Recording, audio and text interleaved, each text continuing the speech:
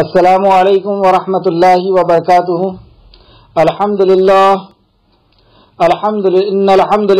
نحمده ونستعینه ونستغفره ونعوذ باللہ من شرور انفسنا ومن سیئات اعمالنا من يهده الله فلا مضل له ومن يضلل الله فلا هادي له واشهد ان لا اله الا الله واشهد ان محمدا عبده ورسوله اما بعد فان خير الحديث كتاب الله وخير الهدي هدي محمد صلى الله عليه وعلى اله وسلم وشر الامور محدثاتها وكل محدثة بدعة وكل بدعة ضلالة وكل ضلالة في النار۔ ہر قسم کی تعریف اللہ رب العزت کے لیے لائق اور زیبا ہے، جو ساری کائنات کا ایک و تنہا خالق، مالک، مربی اور منتظم ہے۔ درود و سلام ہو انبیاء اکرام پر، جنہیں انس اور جن کی رشد و ہدایت کے لیے مبعوث فرمایا گیا، خصوصاً نبی مکرم رحمت للعالمین امام الانبیاء محمد صلی اللہ علیہ وسلم پر، آپ کے اہل بیت پر، آپ کے اصحاب کرام پر۔ اس مختصر سے درود و سلام کے بعد معزز سامعین کرام، آج انشاءاللہ تعالی سورہ نحل کی آیت نمبر 70 سے ہماری کلاس رہے گی۔ کل کی کلاس میں ہم نے دیکھا نحل کے تعلق سے، یعنی شہد کی مکھی کے تعلق سے، کہ اسے اللہ رب العزت نے ایک مقصد کے ساتھ پیدا کیا، اسے حکم دیا اور اس نے اللہ کے حکم کو پورا کیا اور اس مقصد کو پورا کیا جس مقصد سے وہ بھیجی گئی۔ آج اس کے فوراً بعد آیت نمبر 70 کے اندر ہماری پیدائش کے مقصد کو اللہ رب العزت نے، ہماری پیدائش کے تعلق سے اللہ رب العزت نے ذکر فرمایا۔ تو ہمیں بھی اس آیت میں یہی غور کرنا ہے کہ ہمیں کیوں پیدا کیا اور کیا ہم نے اپنی پیدائش کے مقصد کو پورا کیا۔ ایک چھوٹی سی مخلوق جسے ہم حقارت کی نظر سے بھی دیکھتے ہیں بعض وقت کہ ایک مکھی ہے، لیکن کل ہم نے دیکھا کہ اللہ رب العزت نے اسے جو حکم دیا ہے اس حکم کو کتنی خوبصورتی کے ساتھ اس نے انجام دی، اور ہمارے لیے، انسانیت کے لیے وہ جی اور ایک فائدہ مند شہد ہمیں دے کر کے گئی۔ ہمیں بھی اللہ رب العزت نے زندگی دیا، ایک مقصد سے دیا، تو کیا ہم نے اس مقصد کو پورا کیا؟ ہم نے لوگوں کے لیے کیا فائدہ چھوڑ کر کے جا رہے ہیں؟ ہمارے اس دنیا میں آنے سے کیا فائدہ ہوا ہماری ذات کو اور دوسری کی ذات کو؟ اس پر ہم آج غور کریں گے، کیونکہ اس کے فوراً بعد نحل مکھی کے بیان کے بعد، شہد کی مکھی کے بیان کے بعد اللہ رب العزت نے آیت نمبر 70 کے اندر فرمایا، اعوذ باللہ من الشیطان الرجیم، واللہ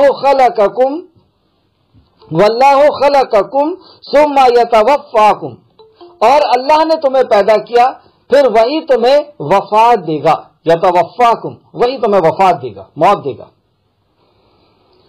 سورہ ملک میں بھی فرمایا، الذی خلق الموت والحیات، اسی نے تمہیں موت اور زندگی دیا۔ کیوں دیا؟ لعلکم تتقون، کہ وہ دیکھے کہ تم میں کون ہے اچھے عمل کرنے والا۔ تو ہمیں بے فائدہ، بے مقصد اللہ رب العزت نے پیدا نہیں کیا، ہماری پیدائش کا مقصد ہے، اور زندگی اور موت کا دینے والا سوائے اللہ رب العزت کے اور کوئی نہیں۔ دوسری بات، پہلی بات کہ سوائے اللہ رب العزت کے زندگی اور موت کوئی نہیں دے سکتا، اور دوسری کہ اس زندگی کا مقصد ہے،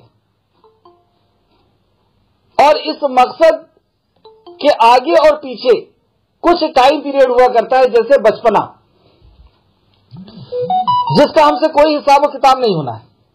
نبی مکرم صلی اللہ علیہ وسلم کی ایک حدیث ہے کہ آپ نے فرمایا 3 لوگوں سے قلم اٹھا لی گئی ہے، ایک اس میں بچہ ہے، دوسرا سویا ہوا شخص ہے، اور تیسرا وہ جو پاگل ہو، مجذوف جس کو کہتے ہیں۔ تو بچے کے اوپر، بچے کا جو پیریڈ ہے، بچپنے کا جو پیریڈ ہے، اس کا کوئی حساب کتاب نہیں ہونا ہے۔ پھر اس کے بعد جب ہم بلوغت کی عمر کو پہنچتے ہیں، سمجھداری کی عمر کو پہنچتے ہیں، اور اس سے لے کر کے بڑھاپے تک، جب تک ہمارا عقل، ہمارا دماغ، ہماری زبان، ہمارا سوچ اور سمجھ کام کرتی ہے، اس وقت تک، اور پھر اس کے بعد بڑھاپے کی عمر کو پہنچ جاتے ہیں، گویا کہ پھر سے بچپنا آ گیا، تو اس عمر کا بھی کوئی حساب نہیں، کیونکہ وہ حواس کے باہر ہو چکی ہے، وہ سوچ اور سمجھ کے باہر ہو چکی وہ عمر. تو پتہ یہ چلا کہ اب یہ چھوٹا سا ایک پیریڈ ہے, بچپنا بھی نکال لیں, بڑھاپا بھی نکال لیں, اس کے بیچ کا یہ جو چھوٹا سا پیریڈ ہے, اس کے اندر اللہ رب العزت ہمیں اس ٹائم کا حساب لینے والا ہے. تو یہ جو وقت ہے, اس وقت کو ہمیں غنیمت جاننا ہے, اور اس وقت کا اللہ رب العزت بھی حساب لے گا. جب حشر کے میدان میں ہم پہنچیں گے تو 5 سوال ہم سے ہونا ہے, قبر کے اندر 3 سوال ہونا ہے. تو 5 سوال میں 2 سوال تو اسی چیز کا ہوگا کہ عمر کو کہاں گزارا, اور پھر اس کے بعد جوانی کو کہاں گزارا. اس عمر میں بھی جوانی کا حساب ہونا ہے. تو ہمیں بے مقصد پیدا نہیں کیا, اللہ رب العزت نے با مقصد پیدا کیا. اور ہماری پیدائش کا مقصد ایک یہ ہے کہ اللہ نے ٹیسٹ کے لیے پیدا کیا. کیا ہے وہ ٹیسٹ؟ وہ ٹیسٹ کے بارے میں بھی اللہ نے فرمایا, الذی خلق الموت والحیات لیبلوکم ایکم احسن عملا. میں نے اس لیے پیدا کیا کہ میں آزماؤں تم میں کون ہے احسن عمل کرنے والا. اور یہ احسن عمل کیا ہے اور کیا ٹیسٹ ہے, اس کے تعلق سے اللہ فرماتا ہے وما خلقت الجن والانس الا لیعبدون, کہ میں نے جنات اور انسان کو صرف اس لیے پیدا کیا کہ میں آزماؤں تم میں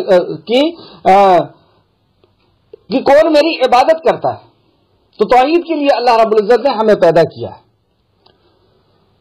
اور اس کے بعد یہ عمر کے گزر جانے کے بعد ایک عمر آتی ہے جس کے تعلق سے اللہ فرماتا ہے اور تم میں سے کوئی ناکارہ عمر تک پہنچ جاتا ہے.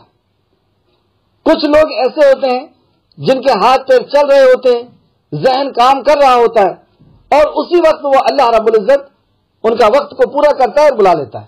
لیکن کچھ لوگ ایسے ہوتے ہیں جن کی عمر کو اللہ لمبی کر دیتا ہے اور وہ ناکارہ عمر پہ پہنچ جاتے ہیں. ایسی عمر جو نہ خود کے لیے کوئی فائدہ مند ہے, نہ آخرت کے لیے کوئی فائدہ مند ہے, نہ دنیا کے لیے فائدہ مند ہے, نہ رشتہ داروں کے لیے, نہ گھر والوں کے لیے فائدہ مند ہے. یہ ہے وہ ناکارہ عمر. تاکہ وہ علم کے بعد, پھر اللہ فرماتا ہے کہ اس عمر میں کیا ہوتا ہے, تاکہ وہ علم کے بعد کچھ نہ جانے.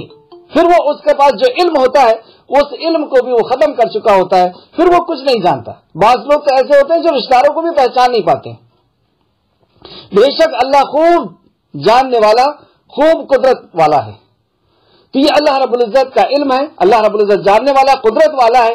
کیا قدرت ہے اس کے اندر کہ اللہ رب العزت نے جب پیدا کیا تب بھی ہمیں لاچار اور مجبور بنایا, پھر ہمیں طاقت دیا, سوچنے سمجھنے کی صلاحیت دیا, اور پھر واپس اسی عمر میں پہنچا دیا کہ نہ جہاں چل سکتے ہیں, نہ اٹھ سکتے ہیں, نہ بیٹھ سکتے ہیں. تو یہ اللہ رب العزت ہر چیز پر قدرت رکھتا ہے. کیا اس وقت سے ہم دوچار نہیں ہونے والے؟ کیا یہ وقت ہمارے لیے نہیں ہے؟ اس پر ہمیں غور کرنا ہے. اس کے لیے پہلے ایک اور آیت دیکھیں, سورہ روم آیت نمبر 54. اس میں اللہ فرماتا ہے اللہ ہی تو ہے جس نے تم کو ابتدا میں کمزور حالت میں پیدا کیا. جب بچہ ہوتا ہے تو وہ کمزور ہوتا ہے, نہ وہ کسی سے کوئی بات, اس کے کچھ درد ہے, کچھ چیز کی ضرورت ہے تو وہ ماں سے بول بھی نہیں پاتا, وہ چل بھی نہیں پاتا, اٹھ بھی نہیں پاتا, بیٹھ بھی نہیں پاتا, اپنے ہاتھ سے کھانا اور پانی بھی نہیں لے سکتا, اپنے ہاتھ سے اپنی غلاظت کو بھی دور نہیں کر سکتا. تو ایسا اللہ کمزور پیدا کرتا ہے. فرمایا پھر کمزوری کے بعد طاقت عنایت کی, پھر کمزوری کے بعد دھیرے دھیرے کر کے اسے طاقت عنایت کرتا ہے اللہ رب العزت. پھر طاقت کے بعد کمزور اور بڑھاپا دیتا ہے. اس سے کوئی بچ نہیں سکتا.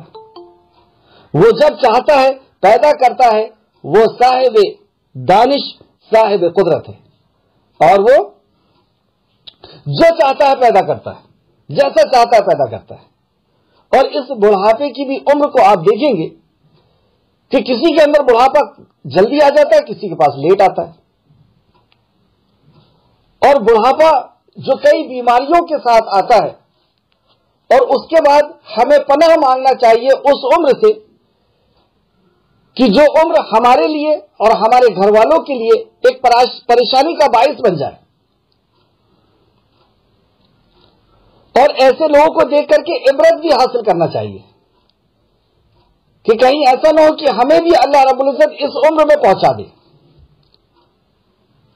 ہم اس سے عبرت لینے کے لیے اولڈ ایج ہوم ضرور جائیں, وہاں دیکھیں کہ جو لوگ رہ رہے ہیں وہ کتنی پریشانیوں کے ساتھ وہاں پہ رہ رہے ہیں, کیونکہ بڑھاپا ایک بچپن کا نام ہے. تو وہاں کی نرسز ان کو کبھی دوا دینے کی کوشش کرتی ہیں، کبھی کھانا، اور وہ نہیں لیتے ہیں، اور اسی حالت میں وہ پریشان بھی رہتے ہیں. کوئی ویل چیئر میں پڑا ہوا ہے، کوئی بیڈ پہ پڑا ہوا ہے، کوئی کنہار رہا ہے، کوئی چیخ رہا ہے.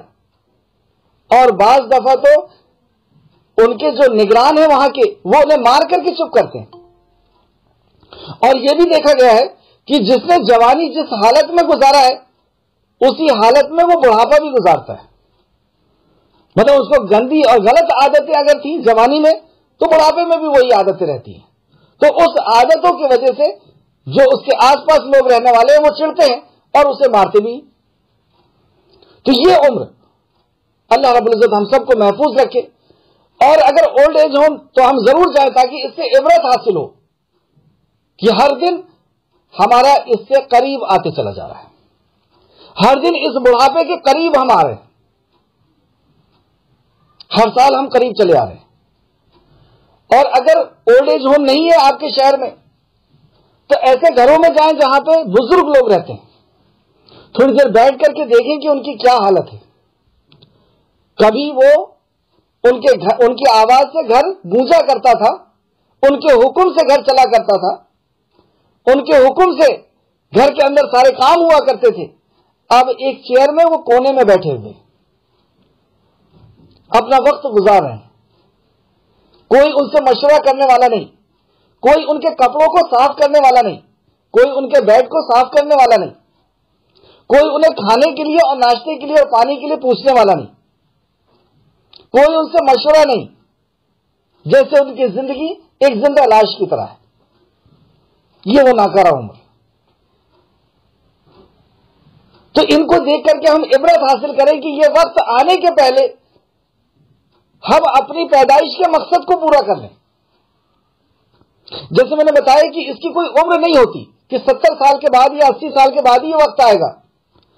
کبھی کبھی ایسا ہوتا ہے کہ پہلے سے سو گیا تھا یا کوئی اور دوسری بیماری ہو گئی تو وہ 30 سال 40 سال کی عمر میں ہی آ جاتا ہے. پلک جھپکنے کے برابر وہ دن آ جاتا ہے کہ پھر بیٹھے ہوئے لاچار ہو کر کے. اور اگر بچوں کی صحیح تربیت نہیں ہوئی تو وہ پریشان ہو کر کے اور اسے اولڈ ایج ہوم میں ڈال دیتے ہیں کہ ہم 10,000 روپے مہینہ بھی دینے کے لیے تیار ہیں لیکن اس بوڑھے کو گھر میں رکھنے کے لیے تیار نہیں ہے، ان کی باتیں سننے کے لیے ہم تیار نہیں ہیں. اگر تربیت ہم نے ابھی نہیں کی ہے تو یہ بھی نوبت آئے گی. تو یہ جو ہمیں ابھی جو وقت ملا ہے جس کو ہم جوانی کا وقت بھی کہہ سکتے ہیں، اس وقت کو ہم غنیمت جانیں، بڑھاپے کے آنے سے پہلے اور کچھ کر لیں، اپنی پیدائش کے مقصد کو کچھ حل کر لیں. کچھ لوگوں کو چھوڑ دیں جو ہمارے جانے کے بعد ہمارے لیے صدقہ جاریہ ہو، یعنی علم نافع چھوڑ دیں، صدقہ جاریہ یا نیک اولاد. یہ 3 چیزوں میں سے کچھ چھوڑ دیں، ابھی وقت ہے. اور جب اس بڑھاپے میں پہنچ جائیں گے تو پھر وقت نہیں ہوگا.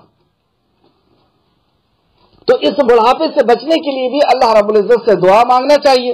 جیسے امام بخاری نے ایک حدیث لے کر کہا ہے کہ نبی، اور اسی آیت کی تفسیر میں امام بخاری نے اس آیت کی تفسیر میں حضرت انس بن مالک رضی اللہ عنہ کی اس روایت کو بیان کیا ہے کہ رسول کریم صلی اللہ علیہ وسلم یہ دعا کرتے تھے، اعوذ بک، اے اللہ میں تیری پناہ مانگتا ہوں، من البخل، بخل سے، بخل کہتے ہیں کنجوسی کو، اور کنجوسی بھی ایک بیماری ہے کہ آدمی کے پاس سب کچھ ہے لیکن وہ اپنے لیے بھی استعمال نہیں کر رہا، اپنی اولاد کے لیے بھی نہیں کر رہا، اپنے ماں باپ کے لیے بھی نہیں کر رہا، اور وہ بینک بیلنس رکھا کہ رکھا رہ گیا اور یہ مر گیا.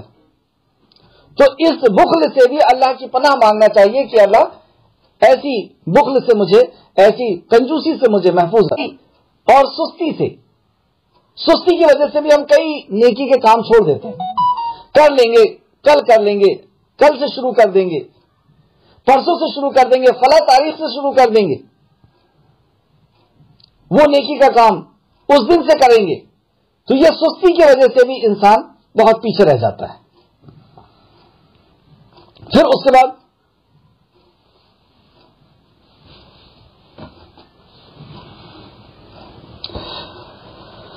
وَأَلْذَرِ الْأُمُورِ، اور بدترین عمر سے، وَأَلْذَرِ الْأُمُورِ، اس عمر سے جو بڑی ہو چکی ہو یا کمزور عمر سے. یا بدترین عمر جس کو کہنا چاہیے. تو اس عمر سے بھی نبی کریم صلی اللہ علیہ وسلم نے پناہ مانگی ہے اور ہمیں بھی سکھایا کہ ہم بھی اس دعا کو کریں تاکہ اس عمر کے آنے کے پہلے کہ ہم لوگوں کے لیے بوجھ بن جائیں اور ہم خود اپنے آپ کے لیے بوجھ بن جائیں اور کسی کام کے نہ لیں جو مقصد تھا وہ مقصد کو پورا کرنے کے لائق ہی نہیں بچے. تو اس کے آنے سے پہلے اللہ رب العزت اس دنیا سے ہمیں لے جا لے. پھر عذاب القبر، اب جب موت آ جائے تو پھر اس کے بعد عذاب القبر سے اللہ. دیکھیں آپ اسٹیپ دیکھیں اس دعا کی کتنی قیمتی ہے. سب سے پہلے کس چیز کی دعا مانگی گئی؟ بخل سے، کنجوسی سے، کہ جو دیا ہے اللہ رب العزت نے اسے تو چھوڑ کے جانا ہی ہے. اور جس آدمی کو یہ یقین ہو جائے کہ اسے چھوڑ کر کے جانا ہے تو وہ ابھی چھوڑنا اس کے لیے آسان ہو جاتا ہے. اسے پتا ہے مجھے بینک بیلنس بھی چھوڑنا ہے، گھر بھی چھوڑنا ہے، عزت بھی چھوڑنا ہے، سب فلاں فلاں سب چیز چھوڑنا ہے. تو اب اللہ کے راستے میں چھوڑنا اس کے لیے آسان ہو جائے گا. تو اللہ رب العزت بخل سے بچائے. پھر دوسرا سستی سے، سستی کی وجہ سے ہم نیکی کے کام نہیں کر پاتے.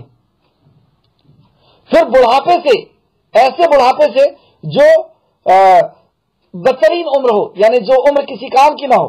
اور پھر جب موت آ گئی تو اس کے بعد کس چیز کی ضرورت ہے؟ عذاب قبر سے اللہ کی پناہ مانگتا ہوں. وعذاب القبر وفتنة الدجال، اور دجال کے فتنے سے، فتنہ دجال سے. وفتنة المحیا و مماتی، اور فتنہ دنیا کے اور موت کے فتنے سے اللہ رب العزت محفوظ، زندگی اور موت کے فتنے سے اللہ رب العزت محفوظ رکھے. یہ دعا مانگنا چاہیے. بخاری شریف حدیث نمبر 4707. 4707. اس آیت سے ہمیں یہ سبق ملا کہ یہ ہمیں جو چھوٹا سا وقت ملا ہے اس کو ہم غنیمت جانیں اور اپنی پیدائش کے مقصد کو پورا کریں. جس طرح مکھی کو ایک مقصد دیا گیا اور اس نے اس مقصد کو پورا کیا، لوگوں کے لیے اس نے فائدہ مند شہد کو چھوڑ کر کے گئی. تو ہمیں بھی چاہیے کہ ہم اپنی آخرت کی تیاری کریں اور اپنی آخرت کی تیاری کے لیے دنیا میں بھی کچھ ایسے عمل چھوڑ کر کے جائیں جو عمل ہمارے جانے کے بعد بھی ہمارے کام آئے. اور وہ 3 عمل ہے: صدقہ جاریہ، علم نافع اور نیک اولاد. اللہ رب العزت ہم سب کو توفیق عطا فرمائے. اور ایسی عمر، جو عمر ہمارے لیے بھی مصیبت ہو اور دوسروں کے لیے بھی مصیبت ہو، ایسی عمر سے بھی ہم اللہ کی پناہ مانگیں. اور ہم ایسے لوگوں کو ضرور جا کر کے دیکھیں، وزٹ کریں، ان سے ملیں، ان کو سمجھیں اور عبرت لیں ان کی زندگی سے کہ یہ کیسی زندگی گزار رہے ہیں اور کیسی زندگی گزارنے پر مجبور ہیں. وہ چاہ کر کے بھی نہیں مر سکتے اور گھر والے بھی انہیں مار نہیں سکتے، کیونکہ زندگی اور موت اللہ نے پہلے ہی فرما دیا کہ وہ اللہ کے اختیار میں. الذی خلق الموت والحیات. تو اللہ رب العزت اس آیت کے اوپر ہمیں عمل کرنے کی توفیق عطا فرمائے. آیت نمبر 71. آمین. اور اللہ نے رزق میں تم میں سے بعض کو بعض پر فضیلت دی. رزق، زندگی گزارنے کا سامان یا دولت، تو بعض کو بعض پر فضیلت دی، یہ اللہ نے دی. اس کا مطلب یہ ہے کہ علم کے مطابق یا صلاحیتوں کے مطابق یا محنت کے مطابق یا ذات اور برادری کے مطابق یا خاندان کے مطابق یہ دولت آنا جانا نہیں کرتی. اللہ جسے چاہتا ہے اس کو عطا کرتا ہے. وہ علم والا ہو نہ ہو، وہ صلاحیت والا ہو نہ ہو، وہ محنت کرنے والا ہو نہ ہو، اس کی ذات پات کچھ بھی ہو، اللہ جسے چاہتا ہے اس کو دولت مند بناتا ہے اور جسے چاہتا ہے اس کو دولت سے محروم رکھتا ہے. اور اس میں بھی اللہ رب العزت کی آزمائش ہے. جیسے حضرت عمر بن خطاب رضی اللہ عنہ نے ابو موسیٰ اشعری کے نام پہ خط لکھا اور کہا کہ دنیا، اس خط میں لکھا کہ دنیا میں اپنے رزق پر قناعت کرو، مطلب جتنا اللہ رب العزت نے رزق دیا اس پہ ہی قناعت کر لو، اس پہ ہی صبر کر لو، اس پہ ہی اطمینان اور سکون حاصل کر لو. اللہ تعالیٰ نے اپنے بعض بندوں کو بعض پر رزق میں جو فضیلت دی ہے تو یہ بھی ان کی طرف سے آزمائش ہے، اور جن کو گھٹا دیا تو یہ بھی ان کے لیے آزمائش ہے. تفسیر ابن کثیر جلد نمبر 3 صفحہ نمبر 574. تو یہ جو رزق میں کم زیادہ ہوا ہے یہ بھی کتنی بڑی قدرت ہے اللہ کی. اگر دنیا اپنے آپ بن گئی ہے، اپنے آپ چل رہی ہے اور سب کچھ اپنے حساب سے ہو رہا ہے تو پھر یہ رزق کا معاملہ ایسا کیوں ہو گیا؟ کسی کو کم ہے، کسی کے پاس زیادہ ہے، اور اس کے اندر صلاحیت اور علم کی اور طاقت کی بندش نہیں رکھی گئی. یہ اس بات کی دلیل ہے کہ دینے والا کوئی اور ہے اور وہ جس کو جتنا چاہتا ہے اتنا عطا کرتا ہے. یہ اس بات کی دلیل ہے کہ کوئی دنیا کا چلانے والا ہے کوئی ضرورتوں کو پورا کرنے والا ہے اور اس نے کسی کو کم دیا ہے تو آزمانے کے لیے اور زیادہ دیا ہے تو آزمانے کے لیے. کم دیا ہے تو کہ وہ اللہ کا شکر اور قناعت اختیار کرتا ہے یا نہیں کرتا ہے, اور زیادہ دیا ہے تو جس کا حق ہے وہ اس کا حق ادا کرتا ہے یا نہیں کرتا ہے. اور دنیا تو اللہ رب العزت نے ویسے ہی ایگزام کے لیے پیدا کی ہے, تو دولت دے کر کے بھی آزمانا. اور ایک اور چیز کہ اگر یہ سسٹم نہ ہوتا کہ کسی کو کم دیتا ہے کسی کو زیادہ دیتا ہے تو ہماری ضرورتیں, دنیاوی جو ضرورتیں وہ پوری نہیں ہو پاتی, کیونکہ سب دولت مند رہتے تو کپڑے سلنے والا کوئی نہیں ہوتا, کوئی گھر کے کام کرنے والا نہیں ہوتا, کوئی دکان کا کام کرنے والا نہیں ہوتا, سبھی دولت مند ہوتے. تو یہ ایک بیلنس بنایا اللہ رب العزت نے اس انداز سے. آگے اللہ فرماتا ہے آیت نمبر 71 دیکھتے ہیں پھر سے, اور اللہ نے رزق میں تم میں سے بعض کو بعض پر فضیلت دی, پھر جن لوگوں کو فضیلت دی گئی اب ان میں سے خاص ان لوگوں کا یہاں پہ ذکر ہو رہا ہے جنہیں اللہ نے فضیلت دی ہے, یعنی جن کو اللہ رب العزت نے مال و دولت سے نوازا ہے. ان کے بارے میں وہ اپنا رزق ان لوگوں کے طرف نہیں لوٹانے والے جن کے دائیں ہاتھ مالک بنے ہیں. اب یہاں سے توحید کا ذکر شروع ہو رہا ہے, اور پوری کلاس میں اللہ رب العزت الگ الگ زاویے سے الگ الگ اینگل سے توحید کو سکھا رہا ہے, توحید کو سمجھا رہا ہے. اور آپ واقعی دیکھیں گے کہ قرآن سے زیادہ واضح کتاب توحید کو سمجھانے کی اور کوئی نہیں. اتنے طریقے سے اللہ رب العزت نے, اور ہر آیت پر اگر آپ غور کریں, ہر صفحے پہ اگر آپ غور کریں تو ہر صفحے میں آپ کو کہیں نہ کہیں توحید ضرور نظر آئے گی. کوئی بات اللہ پہلے بیان کر رہا ہے تو اس کے بعد اللہ توحید لانے والا ہے. تو یہاں پہ نحل کا ذکر ہوا, انسان کی پیدائش کا ذکر ہوا, اور اس کے بڑھاپے کا ذکر ہو رہا ہے, اس کی کمزوری کا ذکر ہو رہا ہے, اور اب اللہ رب العزت پھر سے توحید کو لے کر کے آ رہا ہے. اور اللہ نے رزق میں تم میں سے بعض کو بعض پر فضیلت دی, اور جس کو اب زیادہ عطا کیا ہے, مال اور دولت سے نواز دیا ہے, وہ اپنا رزق یعنی اپنی دولت ان لوگوں کے طرف نہیں لوٹانے والا جن کے دائیں ہاتھ مالک ہیں. دائیں ہاتھ مالک یعنی جو ان کے غلام ہیں. تو پہلے غلام ہوا کرتے تھے, انسانوں کو خریدا جاتا تھا اور ان کو غلام بنا کر کے استعمال کیا جاتا تھا, جو کہا جاتا تھا وہ ایسا وہ کرتے تھے. آج ہم دیکھتے ہیں کہ نوکر ہیں, تو نوکر ان سے بہت اچھی کنڈیشن میں ہوتے ہیں کیونکہ وہ آزاد ہوتے ہیں. غلام تو ایسا ہوتا تھا اس زمانے میں کہ وہ غلام ہے اور وہ سرے عام اگر اس کو مار ڈالتا ہے یا بے تحاشا مارتا ہے تو اس کو کوئی بولنے والا نہیں, کیونکہ وہ اس کا غلام ہے. تو اللہ یہاں پہ سمجھا رہا ہے کہ کیا ایسا ہو سکتا ہے کہ تمہیں جو دولت اللہ رب العزت نے عطا کی ہے تم اس میں اپنے نوکر کو, اپنے غلام کو شریک کر لو. کیا ہوا ہے آپ لوگوں کے ساتھ بھی ایسا کہ آپ نے اپنے نوکر کا اور اپنا جوائنٹ اکاؤنٹ کھول لیا ہو کہ تم بھی جتنے چاہو نکال لو بینک سے, میں بھی جتنے چاہوں نکال لوں. تو ہم اپنی دولت میں کیا اس کو شریک کرتے ہیں؟ کیا اپنی جو بھی اشیاء ہے, جو بھی چیزیں ہیں, کیا ہم ان کو اس میں شریک کرتے ہیں؟ تو یہاں پہ اللہ رب نے سمجھایا کہ کیا تم اس میں اپنے غلاموں کو شریک کرتے ہو کہ وہ اس سے رزق میں برابر ہو جائے. کیا تم اپنے آپس کے رزق میں اس کو برابر کر لیتے ہو اپنے نوکر کو؟ کیا پھر وہ اللہ کی نعمتوں کے منکر ہیں؟ تو کیا تم اللہ کی نعمت کے منکر ہوتے ہو؟ اللہ اکبر. اللہ نے نعمت دی اور تم اس کا شریک کسی اور کو ٹھہراتے ہو. تو یہ ہے اللہ کی نعمت کا منکر ہونا, انکار کرنا کہ دیا اللہ نے تھا لیکن اس کو کسی اور کے لیے ٹرانسفر کر دیے, کسی اور کو اس کا حق دے دیے.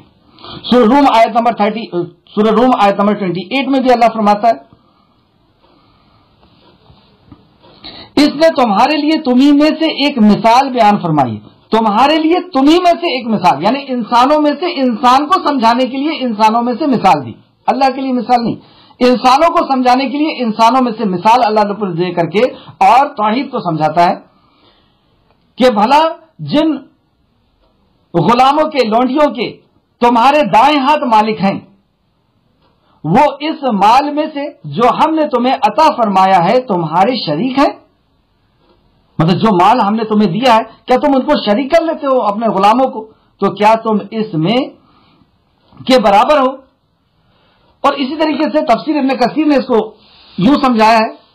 تفسیر ابن کثیر جلد نمبر 3 صفحہ نمبر 574 اور تفسیر الطبری جلد نمبر 14 صفحہ نمبر 187.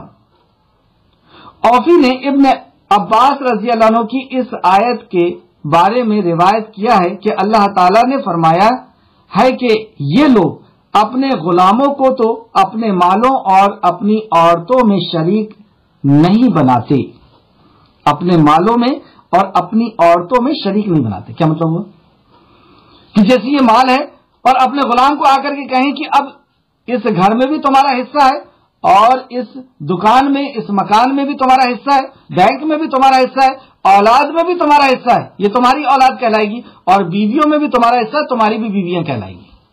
تو یہ اپنا شریک بناتا ہے کیا؟ پھر آگے فرماتے ہیں تو میرے غلاموں کو میرے سلطنت میں کیوں شریک بناتے ہو؟ یہ اللہ کے غلام ہیں، تو اللہ کی سلطنت میں انہیں کیوں شریک بناتے ہو؟ اور جو بھی ہے وہ سب اللہ کے غلام، وہ خالق ہے، یہ سب مخلوق ہے، جتنے بھی انبیاء ہیں، صدیق ہیں، شہداء ہیں، یہ سب اللہ کے غلام ہیں۔ نہیں ہے تو یہ غلاموں کو تم میری مملکت میں، میری بادشاہت میں، میری سلطنت میں کیوں ان کو تم شریک ٹھہراتے ہو؟ سبحان اللہ، کتنے پیارے انداز سے سمجھایا۔ اور دوسری آیت میں ہم دیکھتے ہیں کہ پھر مثال دیتا ہے اللہ تعالیٰ اپنے بندوں پر اپنی نعمت کا ذکر کر رہا ہے۔ اس آیت کے اندر اپنی نعمت کا ذکر کرے گا، پھر مثال دے کر کے اللہ رب العزت پھر توحید کو سمجھاتا ہے۔ اور اللہ نے تمہارے لیے تمہیں میں سے بیویاں بنائی، آیت نمبر 72۔ یہ اللہ کی بہت بڑی نعمت ہے اگر ہم اس پہ غور کریں کہ اللہ رب العزت نے ہماری سکون کے لیے ہمارے جنس میں سے بیویوں کو بنایا۔ غور کریں اگر کوئی اور مخلوق میں سے ہوتا تو کیا کر لیتے؟ تو یہ اللہ کا فضل تھا کہ ہم جنس میں سے اللہ رب العزت نے عورتوں کو بنایا۔ یہ بہت بڑا انعام ہے، کبھی آپ غور کر کے دیکھیں اس بات پر۔ خواتین غور کر کے دیکھیں کہ مرد ذات نہ ہو، اور مرد غور کر کے دیکھیں کہ خواتین نہ ہو۔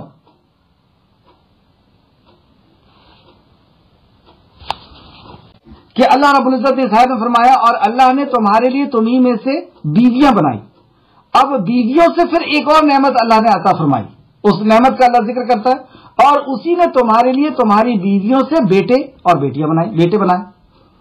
یہ کتنی بڑی نعمت ہے کہ ہمارے بڑھاپے کا سہارا بھی ہو گیا، اور مرنے کے بعد اجر و ثواب کے لیے بھی وہ بیٹا ہو گیا کہ وہ ہمارے لیے دعا کرے اور وہ ہماری نیکیوں میں اضافہ بنے۔ تو دنیاوی اعتبار سے بھی اور اخروی مرنے کے بعد کے اعتبار سے بھی اللہ رب العزت نے اس بیوی سے ہمیں اولاد عطا فرمائی۔ پھر اس کے بعد اللہ فرماتا وحفظۃ، اور پوتے عطا فرمائے۔ پوتے کے تعلق سے ابن عباس نے تو یہ فرمایا کہ حفظۃ سے مراد پوتے ہیں، لیکن بعض مفسر یہ فرماتے ہیں کہ اس سے مراد پوتے کے علاوہ اور بھی لوگ ہیں جو خادم ہوا کرتے ہیں، جو مدد کیا کرتے ہیں۔ اس میں وہ بھی شمار ہوتے ہیں جیسے سسرال پکش کے لوگ، سسرال یا داماد یا خادم۔ بہرحال ابن عباس کا تو یہ قول ہے کہ اس سے مراد جو ہے وہ پوتے ہیں۔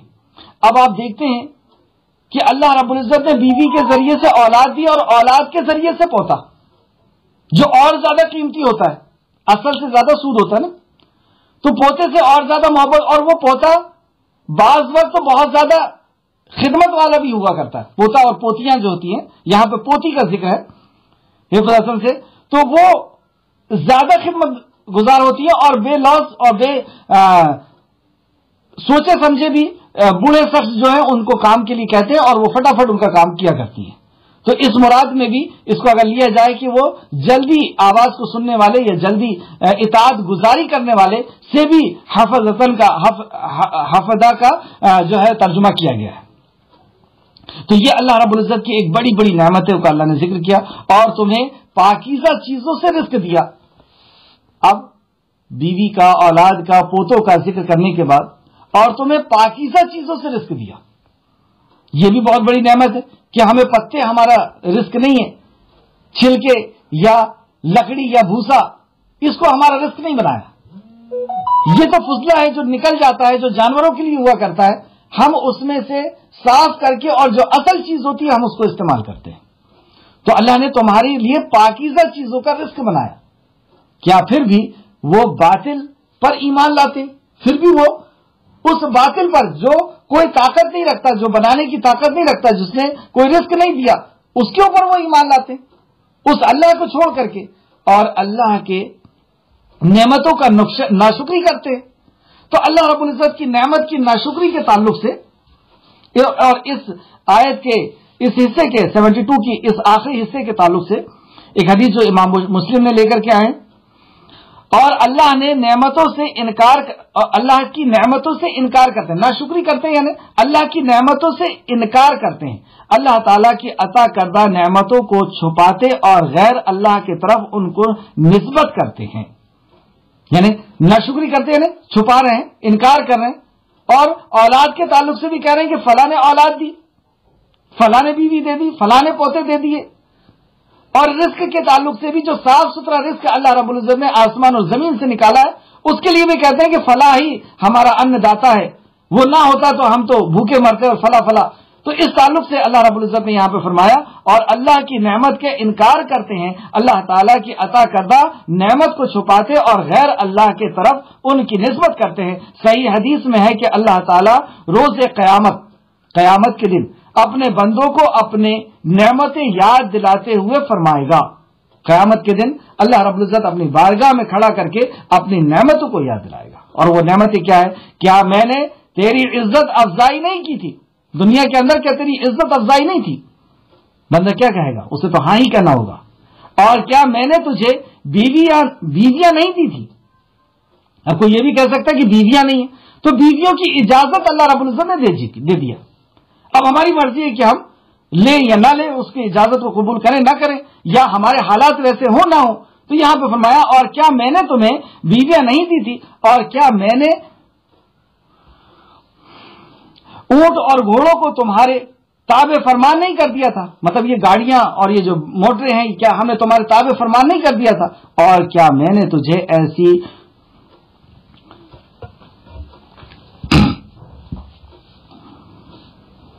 और तुम्हें और भी दूसरी जो नेमतें अल्लाह रब्बुल इज्जत ने अता की है, इसका अल्लाह रब्बुल इज्जत हमें बारगाह उसमें हश्र के मैदान में हमसे जिक्र करेगा। ये मुस्लिम शरीफ की हदीस थी, हदीस नंबर 2968। तो अल्लाह रब्बुल इज्जत ने आयत नंबर 72 के अंदर अपनी नेमतों का जिक्र किया। रिस्क के ताल्लुक से जो नेमत अल्लाह रब्बुल इज्जत ने खाने पीने के लिए हमें अता की है, साफ सुथरी चीजें, और बीवी और बच्चे और पोतों की शक्ल में जो हमें, या खादिमों की शक्ल में हमें अता की है, ससुराल पक्ष की शक्ल में हमें अता की है, उन नेमतों का जिक्र करने के बाद फिर वापस आयत नंबर 72 में कि गैर अल्लाह की इबादत से इनकार का फिर यहां पे बयान होगा 73 और 74 में। और वो अल्लाह के सिवा उनकी इबादत करते हैं जिन्हें आसमानों और जमीन से उनके लिए किसी रिस्क का कोई इख्तियार नहीं। अब वो अल्लाह रब्बुल इज्जत को छोड़ करके उनकी इबादत करते हैं जिन्हें जमीन और आसमान में उनके लिए कोई इख्तियार नहीं कि वो जमीन से कोई चीज उनके लिए उगा दें, या आसमान से बारिश बरसा दें, या इन्होंने औलाद बनाई हो, बीवी बनाई हो, या पोते बनाए हों। तो उसका इनकार यहां पे अल्लाह कर रहा है। फिर से देखें आयत नंबर 73, और वो अल्लाह के सिवा उनकी इबादत करते हैं, मतलब उस अल्लाह ने ये सारी नेमतें दी है और उसको छोड़ करके वो उसकी इबादत करते हैं जिन्हें आसमान और जमीन में से उनके लिए किसी रिस्क का कोई इख्तियार नहीं। मतलब अल्लाह के अलावा जितने भी हैं, जो भी हैं, सब मखलूक हैं, और इन्हें कोई इख्तियार नहीं है कि जमीन से कोई चीज निकाल करके दे दें या आसमान से कोई चीज बरसा दें। न ये इज्जत का इख्तियार रखते हैं, न दौलत का इख्तियार रखते हैं, न हिफाजत का इख्तियार रखते हैं, न बीमारी से बचाने का इख्तियार रखते हैं, न ये कोई हाजत पूरी कर सकते हैं, या न कोई मुश्किल को दूर कर सकते हैं। ये यहां पे बताया। और न वो उसकी इस्तिताअत ही रखते हैं, न उसकी, एक तो कर नहीं सकते, एक ये अलग मैटर होता है, दूसरा ये कि वो ताकत भी नहीं रखते करने की। ऐसा नहीं है कि उनके पास ताकत है और वो कर नहीं सकते, उनके पास ना ताकत है ना वो कर सकते हैं, कर भी नहीं सकते और ताकत भी नहीं। आयत नंबर 74, चुनांचे तुम अल्लाह के लिए मिसालें ना बयान करो, बेशक अल्लाह जानता है और तुम नहीं जानते। अल्लाह के लिए मिसालें ना बयान करो, यानी अल्लाह खालिक है और मखलूक से उसकी मिसाल नहीं दी जा सकती। मखलूक से उसको कैसे उसका मुआयना किया, उसको मिलाया जा सकता है? जैसे कुछ लोग कहते हैं कि सीढ़ी पर चढ़ने के लिए, जैसे तरीके से ऊपर चढ़ने के लिए सीढ़ी की जरूरत हुआ करती है, बादशाह तक पहुंचने के लिए वजीर की जरूरत हुआ करती है। तो ये सब मखलूक है, अल्लाह खालिक है। ہم کیوں اوپر چڑھیں گے؟ اللہ رب العزت شہرک سے بھی زیادہ قریب ہے، اللہ یہ فرماتا ہے. تو بادشاہ تک تو جانے کے لیے وزیر کی ضرورت پڑتی ہے، اس میں کوئی شک نہیں، کیونکہ وزیر اوپر ہے، وہ ہمارے اعمال کے بارے میں نہیں جانتا، ہماری ضرورتوں کے بارے میں نہیں جانتا، بادشاہ ہمارے حالات کے بارے میں نہیں جانتا، تو وزیر لگے گا جو ہمارے بارے میں بتائے. لیکن اللہ رب العزت تو ہمارے بارے میں سب کچھ جانتا ہے. اللہ نے اپنے بارے میں فرمایا کہ اے نبی مکرم، میرے بندے جب میرے بارے میں آپ سے سوال کریں تو ان سے کہہ دیجئے کہ میں بہت ہی قریب ہوں، جب کوئی پکارنے والا مجھے پکارتا ہے تو میں اس کی پکار پہ پہنچ جاتا ہوں. دوسرے کے فرمایا کہ میں ان کی شہرک سے بھی زیادہ قریب ہوں. شہرک یہ جو کارٹیلیج سے بنی ہوئی جو نس ہے جو گلے کے اندر ہوا کرتی، اس سے بھی زیادہ اللہ قریب ہے، شہرک سے بھی زیادہ قریب. تو پھر وہاں پھر چڑھنے کی اور اوپر پہنچنے کی کیا ضرورت آ گئی؟ تو یہ خالق مخلوق کے لیے جو مثالیں دی جاتی ہیں وہ خالق کے لیے نہیں دی جا سکتی. تو لیسا کمثلہ شیء وہو السمیع البصیر، اللہ نے دوسرے کے فرمایا لیسا، اس کے مثل کوئی چیز نہیں، اس کے جیسا کوئی نہیں. وہ جیسا سننے والا کوئی اور ویسا سننے والا نہیں ہو سکتا، وہ جیسا دیکھنے والا ہے کوئی اور ویسا دیکھنے والا نہیں ہو سکتا، وہ جیسا جاننے والا ہے کوئی اور ویسا جاننے والا نہیں ہو سکتا.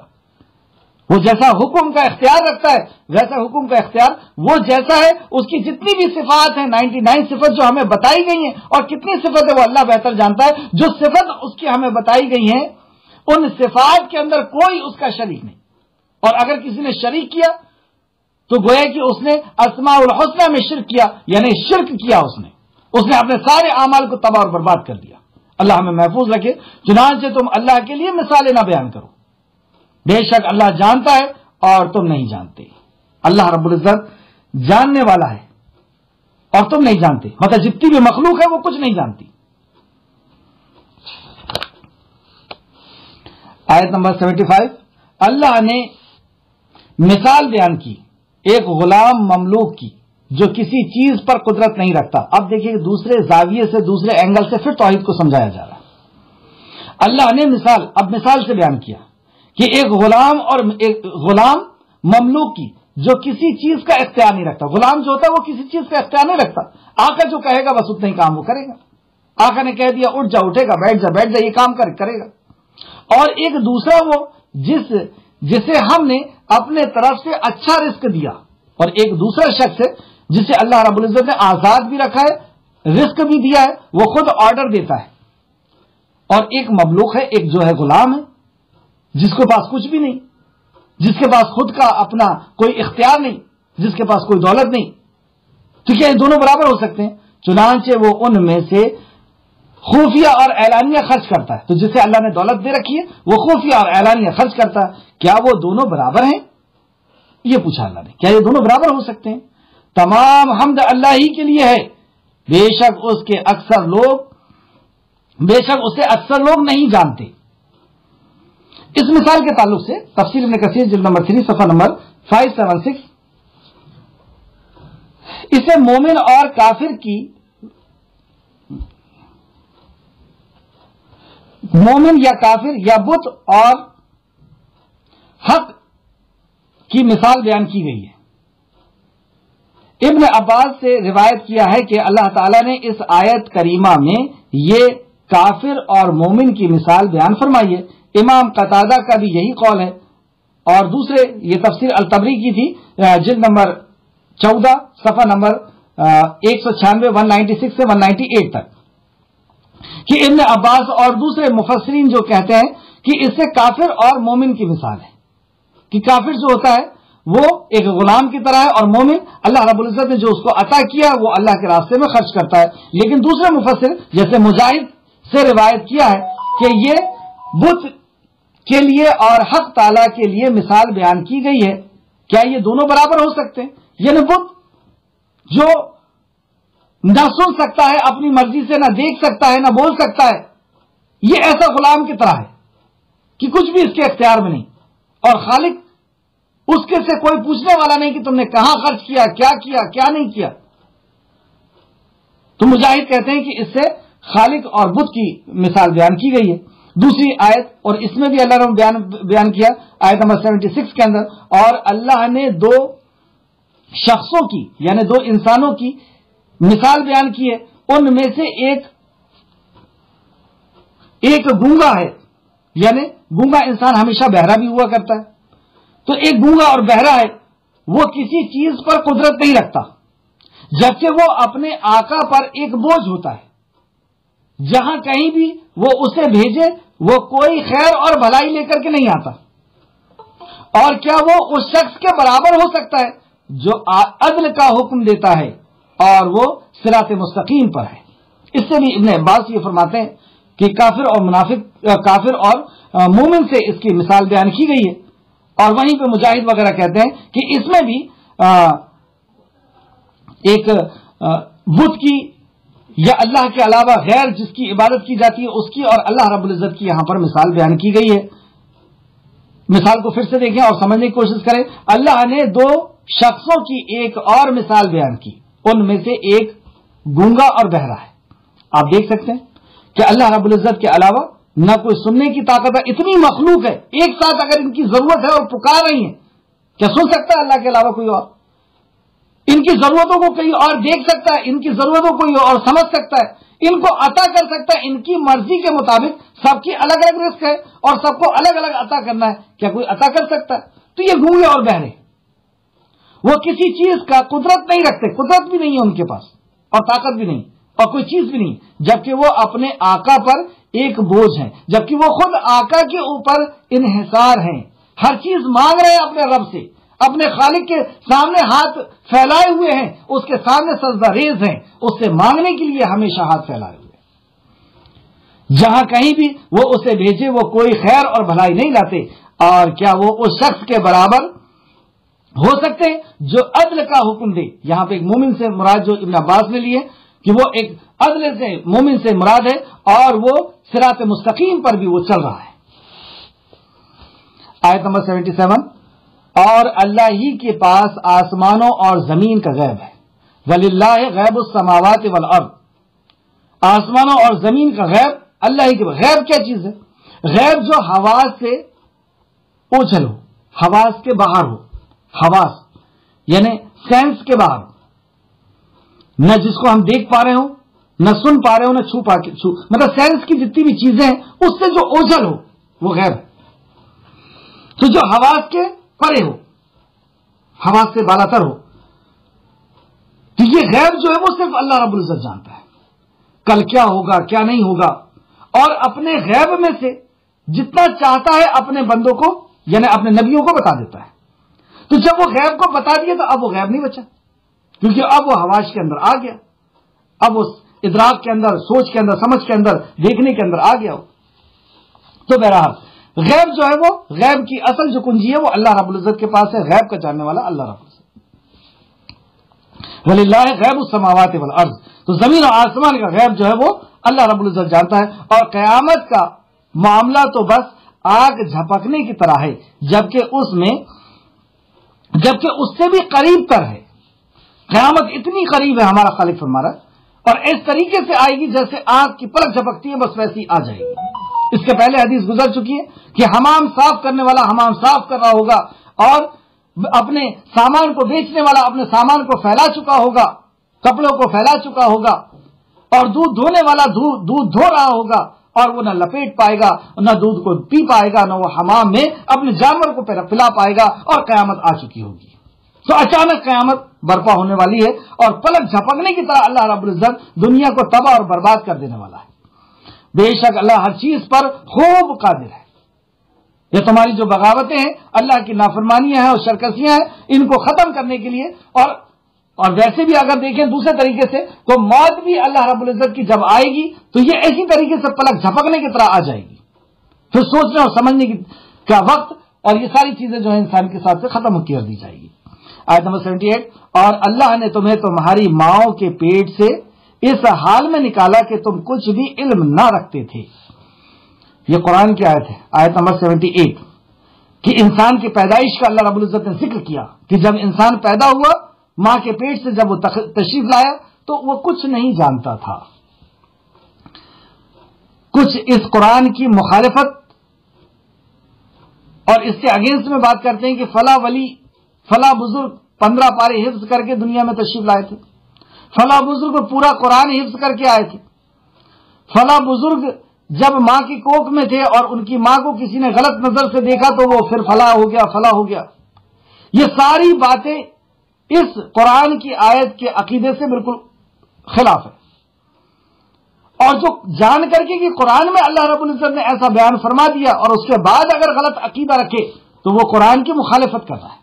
اور قرآن کی مخالفت، اللہ کے کلام کی مخالفت، یہ ایک بہت بڑا کبیرہ گناہ ہے. تو پھر سے دیکھیں کہ جب انسان پیدا ہوتا ہے تو اللہ نے فرمایا کہ وہ کچھ نہیں جان رہا ہوتا ہے.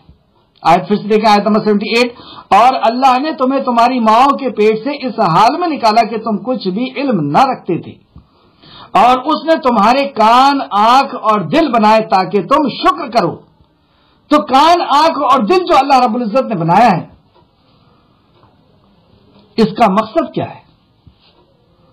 کچھ نہیں جانتے تھے، اب ان کان، آنکھ اور دل کے ذریعے سے ہم نے جاننا شروع کیا.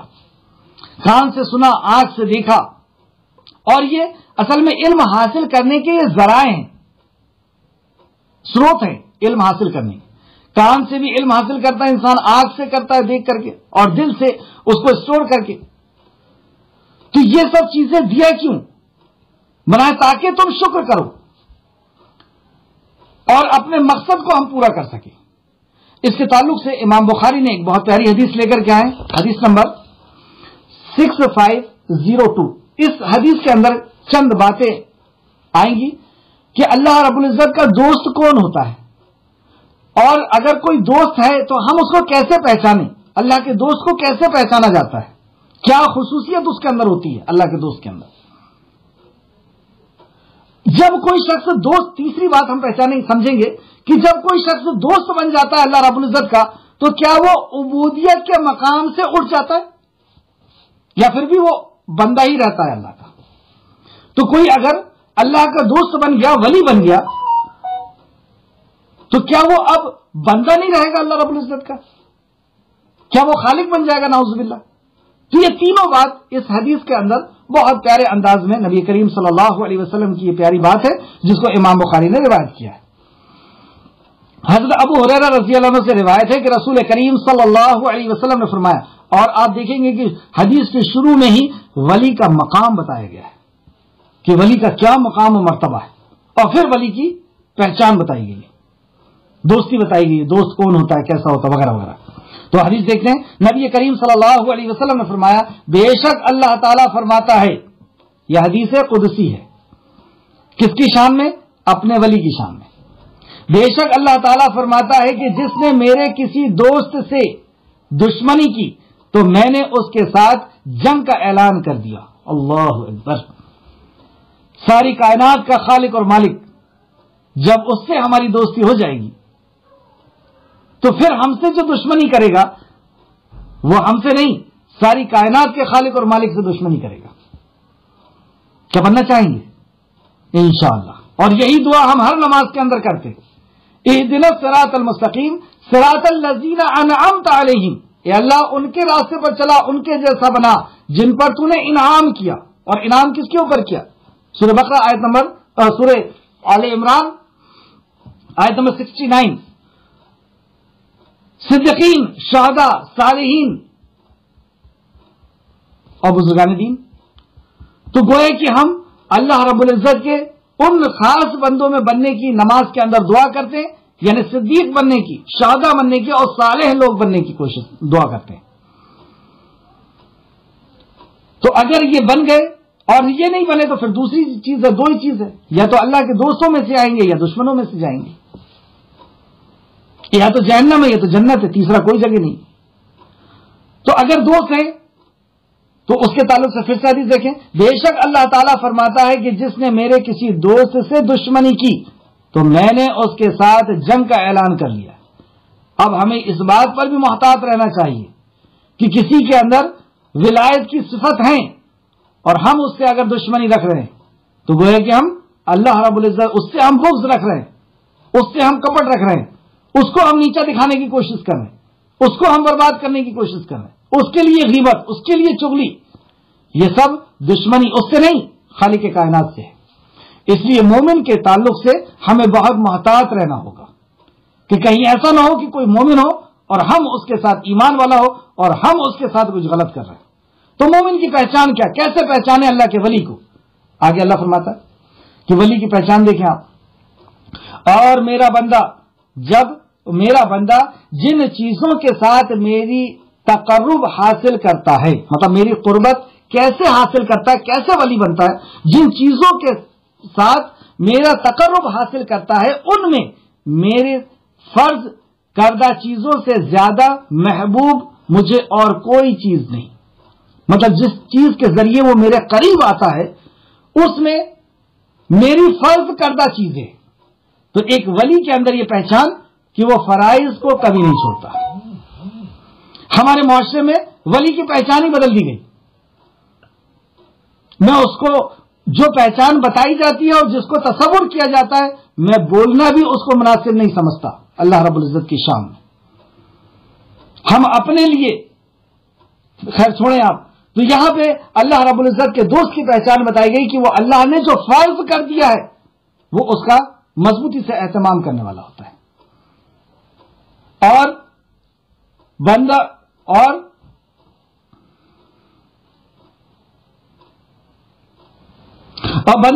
نوافل کے ادا کرنے کے تقرب حاصل کرنے کی کوشش کرتا ہے. اور نوافل فرض کو تو وہ پورا کرتا ہی ہے، اور نوافل کے ذریعے سے، نفل عبادتوں کے ذریعے سے، سنت عبادتوں کے ذریعے سے اللہ رب العزت کے قریب جانے کی کوشش کرتا ہے.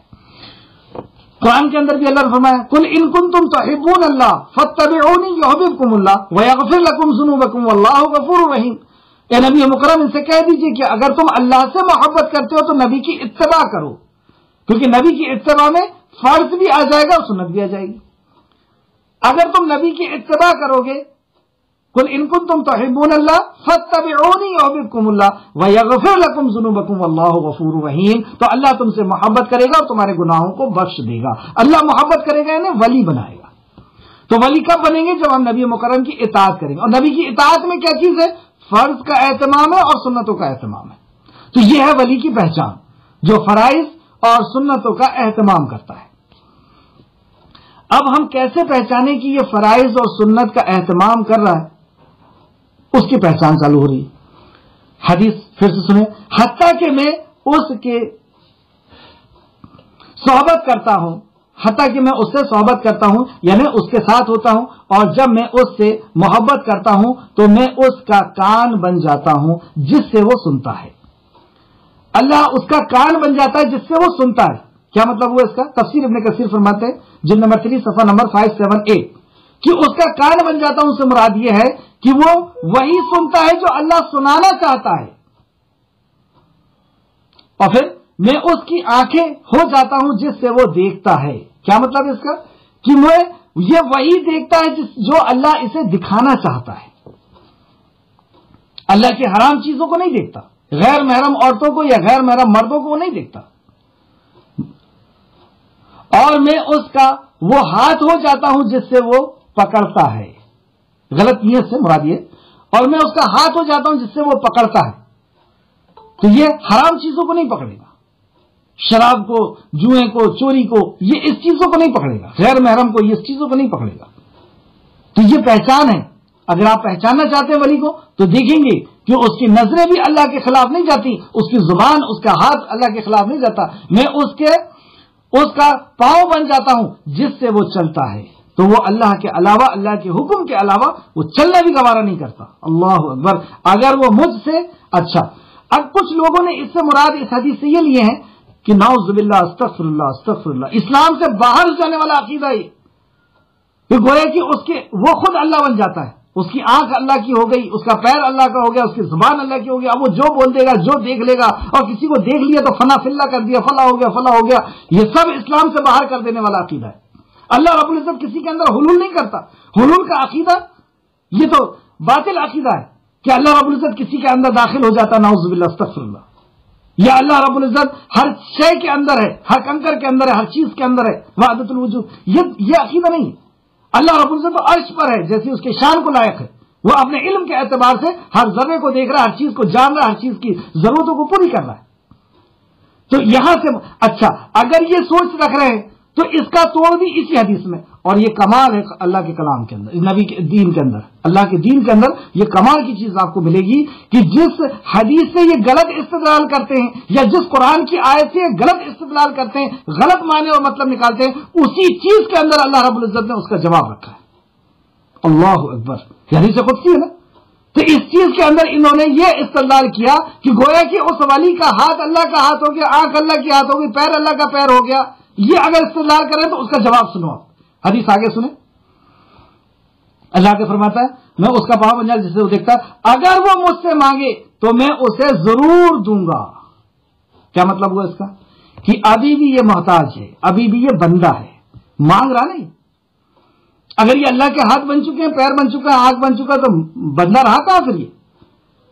اللہ رب العزت نے بتا دیا کہ ابھی بھی یہ بندہ ہے، ابھی بھی یہ محتاج ہے، اپنی حفاظت کے لیے بھی محتاج اور اپنی ضرورتوں کو پورا کرانے کے لیے بھی محتاج۔ اللہ فرماتا ہے اگر وہ مجھ سے مانگے تو میں اسے ضرور دوں گا۔ دوسری بات یہ پتہ چلی کہ یہ مستجاب الدعا بھی ہو گیا، اس سے جو مانگے گا اللہ سے، اللہ فرماتا ہے میں اسے ضرور دوں گا، میں اسے عطا کروں گا۔ اور عطا کرنے کی ہم جانتے ہیں کہ تین قسمیں ہیں، یا تو اللہ وہی عطا کر دیتا ہے، یا اس سے بہتر عطا کرتا ہے، یا اس کو حشر کے لیے روک کر کے رکھتا ہے۔ تو اللہ رب العزت اپنے ایسے بندوں کو محتاج ہے۔ پھر اس کے آگے اور دیکھیں، اگر وہ مجھ سے پناہ مانگے تو میں اسے ضرور پناہ دوں گا۔ تو وہ پناہ بھی مانگے گا، وہ پناہ مانگنے کے لیے بھی محتاج ہے، اور اللہ سے مانگے گا اور اللہ اسے عطا کرے گا۔ تو کوئی ولی اگر بن گیا ہے تو وہ عبودیت کے درجے سے نہیں اٹھ گیا، ابھی بھی وہ بندہ ہے، ابھی بھی اللہ کا محتاج، حفاظت کے لیے بھی محتاج اور ضرورتوں کے لیے محتاج۔ سارے سوالوں کا جواب اس ایک ہی حدیث کے اندر اللہ رب العزت نے بنا کر دیا جو نبی کریم صلی اللہ علیہ وسلم کی حدیث ہے، جو حدیث قدسی، حدیث نمبر 6502۔ آگے دیکھتے ہیں آیت نمبر 79۔ کیا انہوں نے پرندوں کی طرف نہیں دیکھا؟ کیا انہوں نے پرندوں، اب اللہ رب العزت ایک اور مخلوق کی طرف آپ کی نظر کو کر رہا ہے کہ اللہ رب العزت نے کس طریقے سے اس مخلوق کو بنایا، اور اس پہ غور کریں۔ کیا انہوں نے پرندوں کی طرف نہیں دیکھا؟ وہ آسمانی فضاؤں میں مسخر ہیں، مطلب آسمانی فضاؤں کے اندر ان کو مسخر تابع فرمان کر دیا گیا ہے۔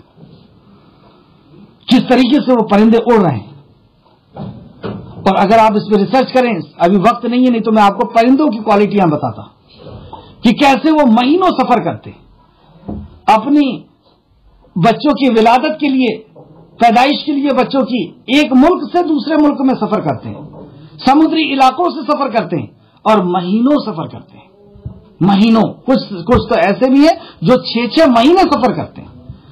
کیا ان کی عقل اللہ نے بنائی ہے کہ اپنے گھر سے جہاں سے نکل رہے ہیں اس جگہ پہ واپس آ جاتے ہیں، وہ اپنے گھر پہ واپس اپنے ملک میں آ جاتے ہیں، اور اس کی اڑان کو دیکھ کر کے ہی تو پلین بنا ہے۔ جب یہ اڑ رہے ہیں اور سمندر سے نکل رہے ہیں تو رات بھی آ رہی ہے، کیسے ان کو روٹ پتہ چل رہا ہے؟ تو ستاروں کے ذریعے سے، یا اللہ رب العزت بہتر جانتا ہے کیسے ان کو روٹ پتہ چلتا ہے۔ پھر انہیں بھوک بھی لگ رہی ہے، پانی کی بھی پیاس ہے، تو چلتے چلتے یہ اڑتے ہوئے پرندوں کا شکار بھی کر رہے ہیں، کون ان کو رزق دے رہا ہے؟ پانی بھی وہاں سے پی لے رہے ہیں۔ یا جب انہیں ساری چیزیں ملتی ہے تو یہ اپنی چربی اتنی زیادہ کر لیتے ہیں کہ اس کی انرجی سے چربی پگھل رہی ہے، انرجی بن رہی ہے، اور پھر یہ اڑتے چلے جا رہے ہیں۔ اور اس طریقے سے جیسے پچھلی آیتوں میں ہم نے پڑھا کہ گویا کہ جب وہ اڑ رہے ہوتے ہیں تو اللہ کی حمد اور ثنا بیان کر رہے ہوتے ہیں۔